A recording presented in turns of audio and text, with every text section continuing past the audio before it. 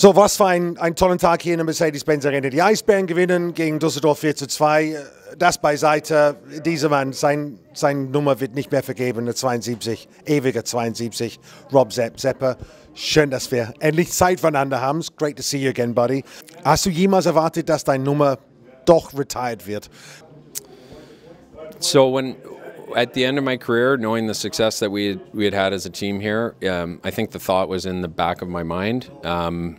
Although it was just a thought, when I got the phone call and Pete talked to me about it and put it in my ear, that's when it really hit me. Very, very special moment indeed. Also, Rob hat gesagt, naja, wenn man so viele Meisterschaften gewinnt und so viel Erfolg hat, im Hinterkopf ist dieser Gedanke, ja, vielleicht mal wird die Nummer nicht mehr vergeben. Es wurde nicht Realität, bis Peter John Lee ihn angerufen hat und dann aus diesem Hinterkopfsgedanke wurde etwas Greifbares und das war ein spezieller Augenblick für Rob Zepp. Wieso die Nummer 72? So my first year in Europe, I came over late to Finland and they had a goalie leave and training camp had already started, and the only numbers that were available, they had already ordered their jerseys. They said you can have 1 or 72. And coming over to Europe for me was a fresh start and a new beginning. So I thought, you know what, I'm going to take a non-traditional goalie number. I'm going to take 72 because it's a new beginning for me, and I stuck with it ever since, and I'm glad I did. Also, als Rob Zepp nach Finnland gegangen ist, von Amerika, diese Mannschaft, die haben gerade einen Goalie verloren und es war relativ spät in der Saisonvorbereitung und die haben zu ihm gesagt, du kannst entweder die Nummer 1 haben oder die Nummer 72. Und er hat gesagt, weißt du was, ich mache einen neuen Start in meiner Karriere. Ich gehe mit einer non-traditional Goalie-Nummer, also mit der Nummer 72 und seitdem, das ist meine Nummer gewesen. That is a good story. That is a very good story.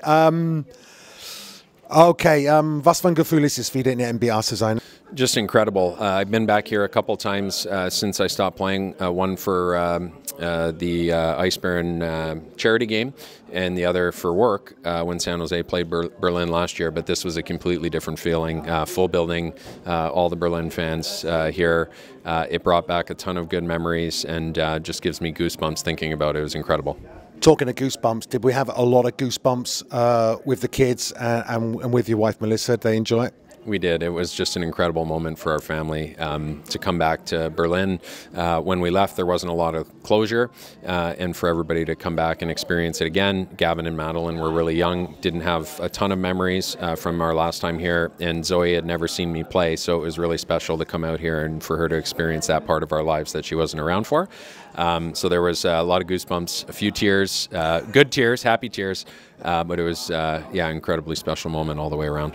Okay, Rob sagt natürlich, wieder hier zu sein, mit der Familie diesmal, das war hervorragend. Er war schon mal ein paar Mal hier, einmal für ein Gazprom-Charity-Spiel und einmal im Rahmen von unserem Spiel gegen die San Jose Sharks. Aber meinte hier, dieses Mal, das war ganz besonders, was ganz anderes, weil die Familie auch mit dabei war. Er hatte nicht so viel Closure haben können, nachdem er die Eisbären verlassen hat. Und für ihn war es ein absoluter Highlight-Gefühl, hier auf dem Eis zu sehen, vor euch. Er meinte, die Zwischenfrage war, wie war es für die Familie? Und er meinte, für seine Frau Melissa, es war super. Und für die Kids, also Gavin und Madeline, die zwei Ältesten von den 3 Kids, die haben keine Erinnerung mehr von der Zeit, als Rob hier in Berlin gespielt hat. Die waren noch klein, Zoe überhaupt nicht. Und insofern für die Kids war es was Großartiges. Und ja, es gab ein paar Tränen, aber die waren die guten Tränen, die geflossen sind. Dein erster Gedanke, wenn du an die Eisbären in Berlin denkst? Champions. That's a brutally short answer.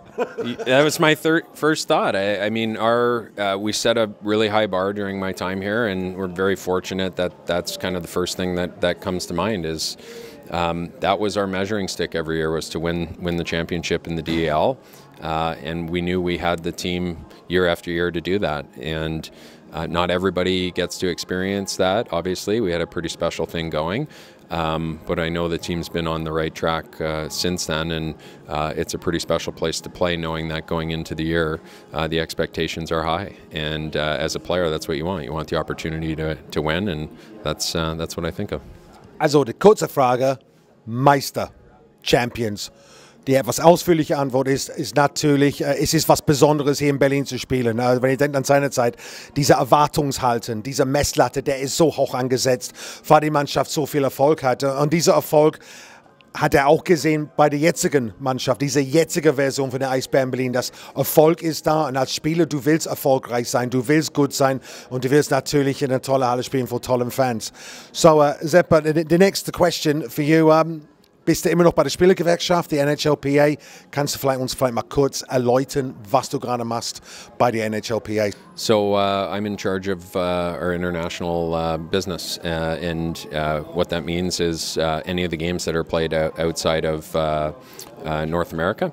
The players have a seat at the table, and we're partners with the NHL on strategizing and finding ways to grow the business, grow the sport outside of North America.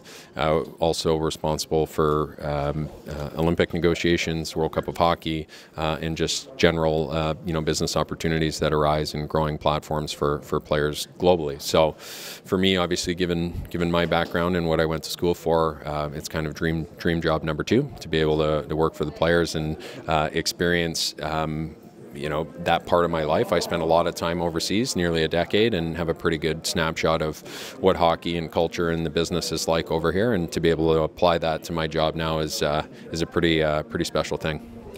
So, Rob sagte, ja, der ist bei National Hockey League Players Association, also der Spielergewerkschaft der NHL, und sein Fachgebiet ist die internationale Aspekte. Das heißt, wenn es ein Spiel außerhalb von Nordamerika gibt, die Spielergewerkschaft sitzt mit am Tisch. Rob sorgt dafür, dass auch die Spieler daran beteiligt sind, dass sie ja auch eine Mitsprache haben und weiterhin, sei es um die Olympischen Spiele oder die World Cup of Hockey, da ist er auch mit involviert, um dafür zu sorgen, dass die Spieler ein Mitspracherecht haben. Natürlich, das geht um Geld und Interessen.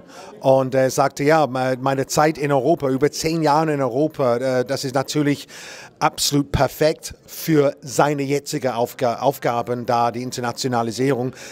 Der kann was davon erzählen, der hat die Erfahrung da und für ihn ist es ein zweiten Traumjob, nach ersten Traumjob Eishockeyspieler werden, zweiten Traumjob mit seinen Qualifikationen ist es, für die Spieler da zu sein in der Spielergewerkschaft.